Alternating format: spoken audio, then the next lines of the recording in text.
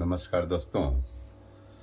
मैं आज आप लोगों को कुछ गियर्स वगैरह के बारे में जानकारी दूंगा, क्योंकि जो भी गियर्स होते हैं उनका हर गियर का अपना अपना अलग अलग महत्व होता है और बहुत सारे गियर्स बहुत सारे पार्ट्स में अलग अलग टाइप के काम्स करते हैं।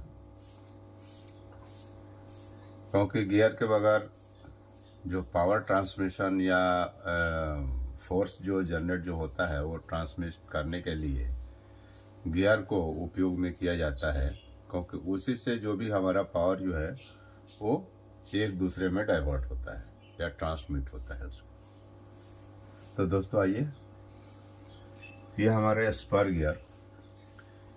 गियर का जो टीथ जो होता है वो हमेशा स्ट्रेट रहता है।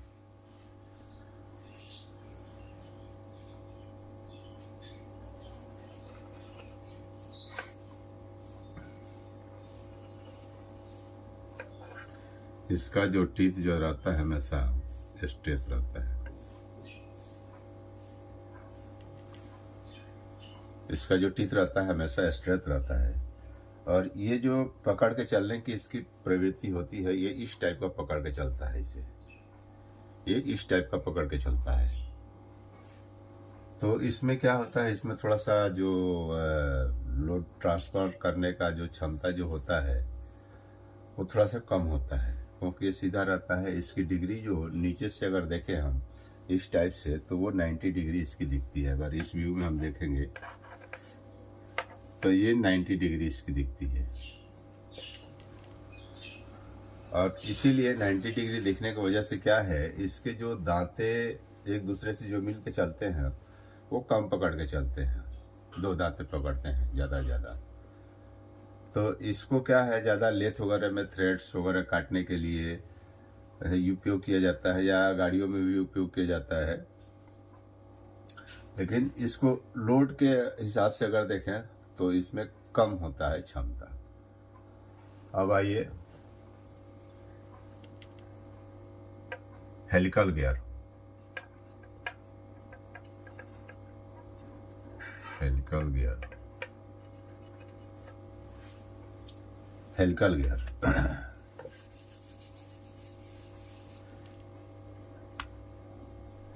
गियर्स में क्या होता है, इसके जो टीथ जो बनते हैं ये डिग्री इस टाइप के रहते हैं, सिंगल डिग्री रहते हैं इसके।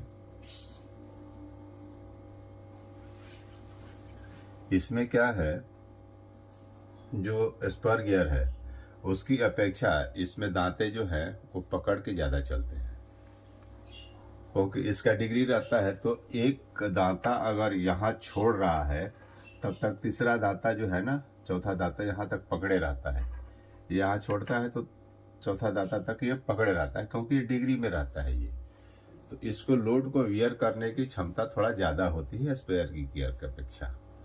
लेकिन इसमें एक चीज़ ये रहता है कि इसको एक्सियल लोड ये गियर एक्सियल में भागने की क्षमता ज़्यादा रहती है इसको, क्योंकि ये एक साइड से होके चलता है ये गियर।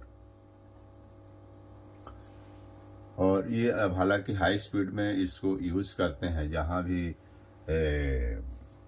आपको बाइक वगैरह हो गया या कार्स वगैरह हो गया, तो व्हीकल्स वगैरह में भी इसका बढ़िया उपयोग किया जाता है। क्योंकि ये गियर जो बनते हैं एक्चुअली के हार्डनल्स गियर रहते हैं, नॉर्मल गियर्स नहीं रहते हैं। जो एमएस के बनते हैं उस टाइप के गियर्स नहीं रहते हैं।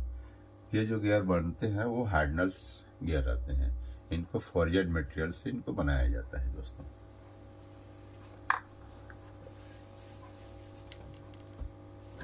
अब ये है डबल हेलिकल।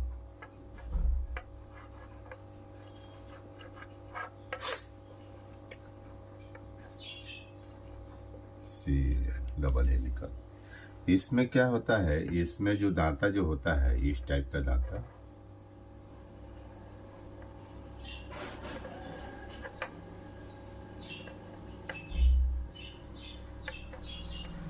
दोनों तरफ से दिया हुआ रहता है दांता।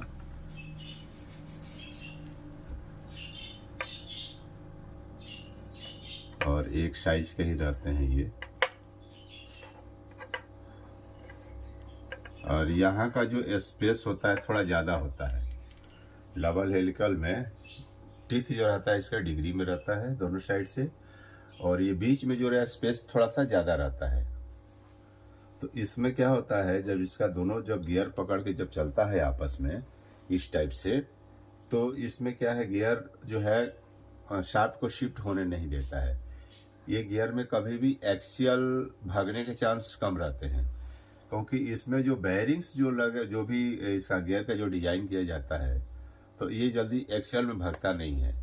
और कोई भी बेयरिंग की जो लाइफ रहती है, ज़्यादा स्फेरिकल वगैरह बेयरिंग्स इसके साइड में डालते हैं, तो वो ज़्यादा दिन तक अपने को लाइफ देता है।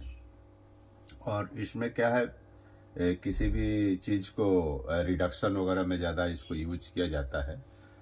तो वहाँ पर क्या है, जैसे रोलिंग मिल्स में हो गया, गियर्स में हो गया, या और भी ऑटो पार्ट्स में भी हो गया, ट्रक्स वगैरह के इंजन में भी जो पार्ट्स जो लगते हैं उसमें डबल हेलिकल्स को यूज किया जाता है, क्योंकि इसको जो टार्क सामने की जो क्षमता होती है बहुत ही ज़्यादा होती है। इसीलिए ज़्यादातर रोलिंग मिल्स में जो रोल्स जो करते हैं जो भी मटेरियल्स, उसके लिए रिडक्शन गियर्स पीछे में दिया जाता है, क्योंकि वहाँ झटका ज़्यादा लगता है, फोर्स टॉर्क ज़्यादा लगता है इसको दोस्तों। इसीलिए वहाँ पर डबल हेलिकल गियर को यूज किया जाता है। अब आइए herring bone gear.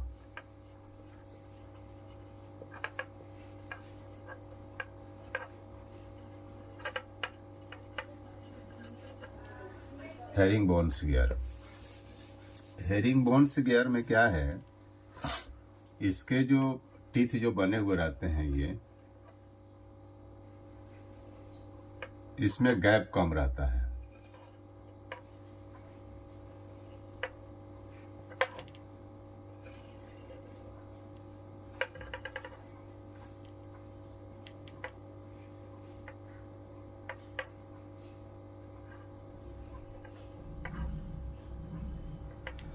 Bevel gear की अपेक्षा इसकी जो बीच का एक टीथ से दूसरे टीथ का जो एट जो डिग्री रहता है, तो इसके बीच का जो ना डिस्टेंस है ना बहुत कम रहता है।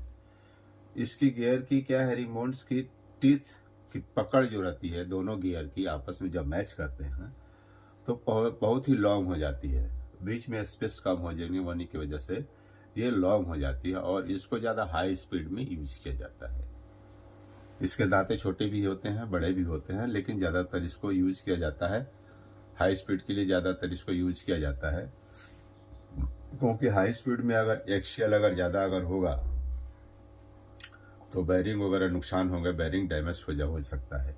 तो इसीलिए इसको हाई स्पीड में यूज होता है, क्योंकि इसमें रेडियल्स भी कम रहता है और आपको एक्सियल भागने की क्षमता कम रहती है। इसमें एक्सियल जल्दी भागता नहीं है, क्योंकि दोनों साइड से जो अपना इसका टीथ जो दिया हुआ रहता है डिग्री में, इसीलिए ये भागता नहीं है दूसरे साइड में दोस्तों।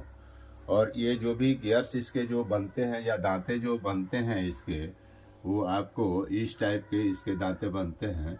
ये आपको इस टाइप का रहता है इसका, इसमें आपको इस टाइप का दांते रहते हैं। और ये साइड में जो है ग्रेनिंग पॉलिश किया हुआ रहता है, दोनों साइड में ग्रेनिंग पॉलिश किया हुआ रहता है। जब ग्रेनिंग पॉलिश करते हैं तो उसके ऊपर में एक कोटिंग चढ़ जाता है, एक ऐसे कोटिंग चढ़ जाता है, तो क्या है जल्दी गियर को घसने नहीं देता है और स्मूथ रहता है। वो स्लिप एक दूसरे गियर को ना स्लिप करता है वो, तो इसीलिए इसके दांते जल्दी खराब नहीं होते हैं। और ये सब हार्डनल्स गियर होते हैं और फोर्ज मटेरियल्स के बने हुए होते हैं, क्योंकि नॉर्मल मटेरियल्स का अगर बनाएंगे इतनी हैवी लोड्स नहीं ले सकता है, वो कभी भी टूट जाएगा। तो उसके लिए क्या है, इसके ऊपर में ना हार्डनल्स गियर को हम यूज करते हैं।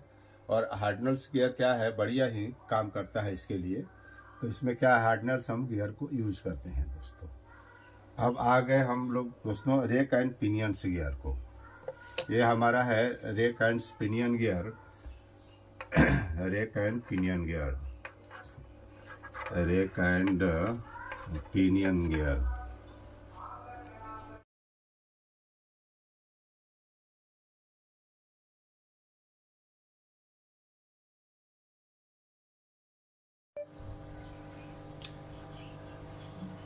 तो दोस्तों ये हमारा rack and pinion gear. Rack and pinion gear से वहां यूज किया जाता है कोई लीवर को ट्रांसमिट करना है, तो वहां पर हमारे को rack and pinion gears use किया जाता है। या कोई लीवर वगैरह को जैसे थ्रेड वगैरह जब काटते हैं वहां पर ज्यादा इसको यूज किया जाता है। ये हमारा इस टाइप का रहता है आपको rake and pinion gear.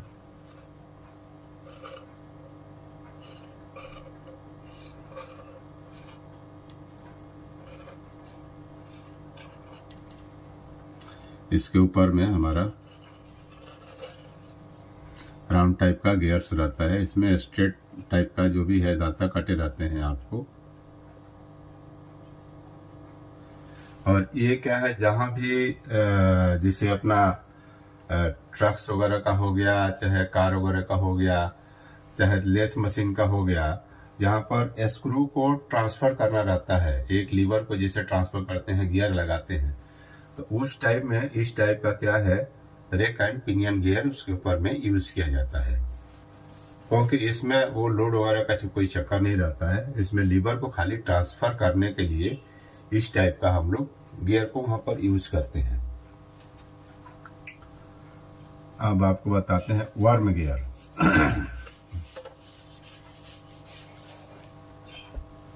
Worm gear, worm gear, worm gear में नीचे साइड में एक शाफ्ट होता है, अगर आप इस टाइप से देखें तो, और इसके ऊपर में आपको थ्रेड कटा हुआ रहता है।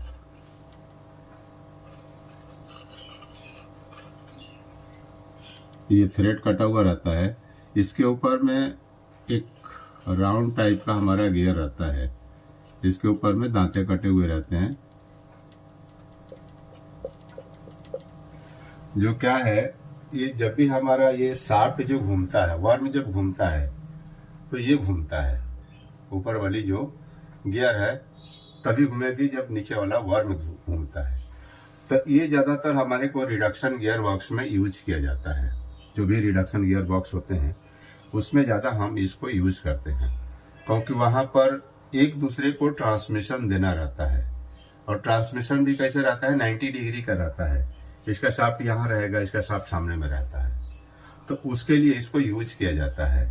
और ये जैसे कन्वेयर्स का रोल टेबल्स वगैरह हो गया, या आपको कहीं चैन ट्रांसफर देना है, पूरी ट्रांसफर देना है, तो उसके लिए इसको वहां पर उपयोग में लाया जाता है। और इसमें क्या है, एक रेशियो इसका दिया हुआ रहता है कि 1:4 या 1:5, 1:6, 1:15। तो इसका मतलब क्या होता है, इसका मतलब ये होता है 1:15 का मतलब ये होता है कि अगर ये 15 आरपीएम,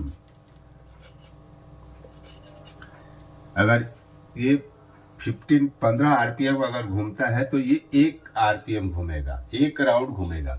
ये 15 चक्कर घूमेगा तो ये 1 चक्कर घूमेगा, इसीलिए उसको बोलते हैं हम 1:15। वैसे ही अगर 1:12 ले लीजिए, 1:4 ले लीजिए, 1:5 ले लीजिए, तो उसका मतलब ये होता है कि जो नीचे का जो वर्म है वो अगर 5 बार घूमेगा तो ये हमारा 1 बार घूमता है। इसमें क्या है, इसमें यहाँ पर पुली भी आदमी लगाते हैं, या चैन भी डायरेक्ट यहाँ पर लगाया जा सकता है। तो ये ज्यादातर आपको कन्वेयर वगैरह में ज्यादा यूज किया जाता है, जहां हमारे को लोड थोड़ा सा ज्यादा देना है उसके ऊपर में, और चलना धीरे है। ये हाई स्पीड में ज्यादा नहीं चलता है, स्लो स्पीड में चलता है। तो इसके लिए क्या है, इसको उपयोग में लाया जाता है दोस्तों। तो दोस्तों ऐसे ही आप लोग बने रहिए मेरे यूट्यूब चैनल पे। मेरा यूट्यूब चैनल है शिव विशारद, और मैं आपको और भी रोलिंग मिल से संबंधित बहुत ही सारी जानकारियां मैं आपको दूंगा। तो आप लोगों को वीडियो देखने के लिए बहुत बहुत धन्यवाद। नमस्कार।